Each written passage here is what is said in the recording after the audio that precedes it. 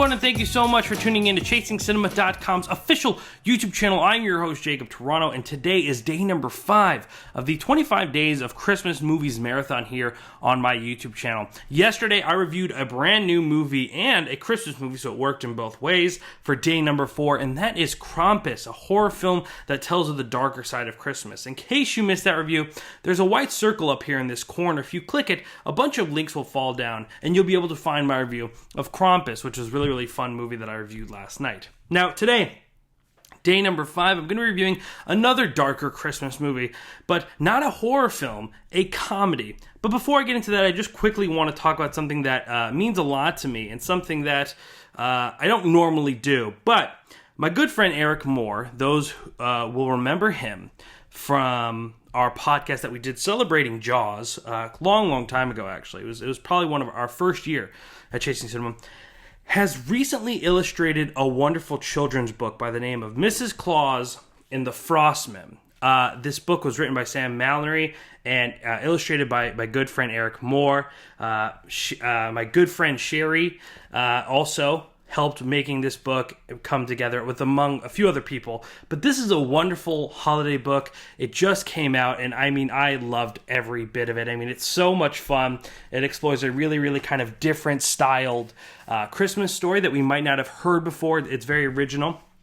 And for all those that are local, you could purchase this book for $15 at Eclips Art and Beauty Salon, which is located at 9770 South Maryland Parkway, Suite number 5 in Las Vegas, Nevada. Now, in case you are not local, don't worry, you could purchase this book on Amazon. Click that white dot I mentioned earlier, and the link to this Amazon will be available. And the address for Art and Beauty Salon, Eclips Art and Beauty Salon, will be located down here in the comments section's description box below. My apologies. Again, Mrs. Claus and the Frost Men. You guys have checked this book out. It is wonderful. Eric, you did a phenomenal job. So did you, Sam. Today, I'm going to be talking about a movie that is very different than your average Christmas movie, which is for the whole family, which celebrates a family dynamic. Even Krampus, a horror film, celebrated the love of family. I guess Bad Santa does it in a way too, but in a very different way. That's right, my review today is going to be on the 2003 film Bad Santa, starring Billy Bob Thornton, Bernie Mac, and was directed by Terry Zwigoff. So, I was quite young when Bad Santa came out, and I wasn't that big of a fan of it. I remember, having to sneak around to even watch it because it was supposed to be this so raunchy comedy. And when I eventually did see it, I wasn't that crazy about it. I didn't find the humor very funny. I've not watched the movie since. So I'm guessing I watched this movie 2003, or 2004. Probably not when it came out in theaters. I saw it on DVD, so maybe I would guess a year later. And so I'm stumbling on Netflix, and I know I need to review 25 Christmas movies. So I wanted to review some movies that I've not seen in a long time, or have really given the chance, as well as some classic and favorites. So I watched Bad Santa, and I'm so glad I did, because I actually really enjoyed this movie. I know I talked about The Ref on Thursday, a comedy that I really enjoyed about a dysfunctional family, but this is the extreme. I think Bad Santa is a great holiday movie in the sense that it goes in the complete opposite. It is one of the darkest comedies you probably could see about the holidays if you don't consider these horror films comedies. Billy Bob Thornton is wonderful in this movie as this just low-life alcoholic drunk that really could be as selfish as possible. He really makes this movie so entertaining, his performance. And of course, his dynamic with the young actor in the film who plays Thurman Merman, he would be known as in the picture. And, there is a lot of raunchy stuff, and there is some comedy that doesn't necessarily work for me, but it's the overall feeling of the movie and Billy Bob Thornton's performance that really makes this movie worth watching. And because it's just so in your face. And at the same time, we have to look at this is that there's a 12-year difference here now, where movies are really trying to be as in your face as possible, and that's becoming more of a common thing. But back in 2003, though the raunchy comedy was available in forms of, I want to say, American Pie and Euro Trip and things of that nature. Maybe Harold and Kumar was around that time too. Bad Santa really came out in your face and just did the most horrendous things. You have characters you have a character with a Santa fetish that just wants to have sex with Santa Claus. You have this Tony Cox, who plays Marcus, Billy Bob Thornton's not good friend, but accomplice, who plays a elf. Billy Bob plays Santa. And, I mean, their interaction is great. Bernie Mac is in this movie, the late Bernie Mac, a comedian that I actually really loved, and he is quite funny in this movie, too. It was also John Ritter's last film, I believe, the late John Ritter as well, and he is quite interesting in this movie. But if you've never seen Bad Santa, it basically tells the story of Marcus, played by Tony Cox, and Billy Bob Thornton, who work as a Santa and elf team.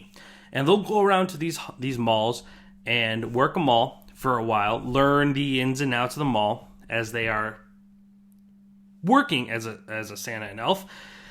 And eventually on Christmas Eve, on Christmas Eve when everything is closing down, when everyone's getting ready for Christmas, they ransack the place. They steal everything in sight in all these department stores and the malls and things like that. Billy Bob Thornton is the safe cracker. He'll crack a safe, get about $50,000 to $100,000, and then they're out until next year.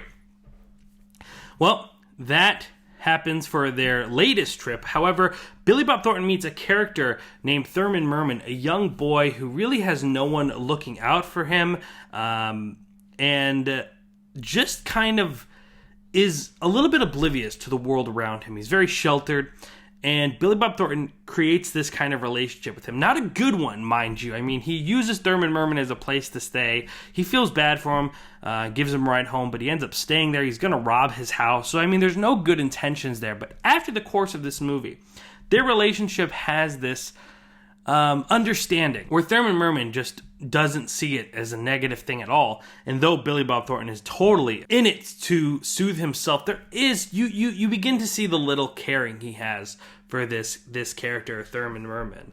And it's watching his care for this young boy kind of really where this movie's heart is. But see, here's the thing: is it's not a cheery movie. It's not like, oh, he changes his ways and he's all different. I mean, there is a change in Billy Bob Thornton's character, but it is as slight as possible, and that does not stop him from doing wrong things. I mean, the ending of this movie is so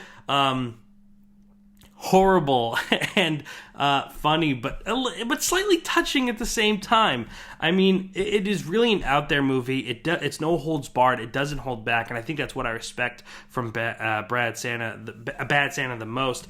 Brett Kelly is the name of Thurman Merman. I was spacing it, but he is so good in this movie as well. Just kind of playing this boy who's really different, and he's just kind of going through life with no one to guide him and just living in his own world. And Billy Bob Thornton is there to say that there is a horrible world out there, as he is this alcoholic drunk who just can't do anything with himself and just will sit in his own urine and feces.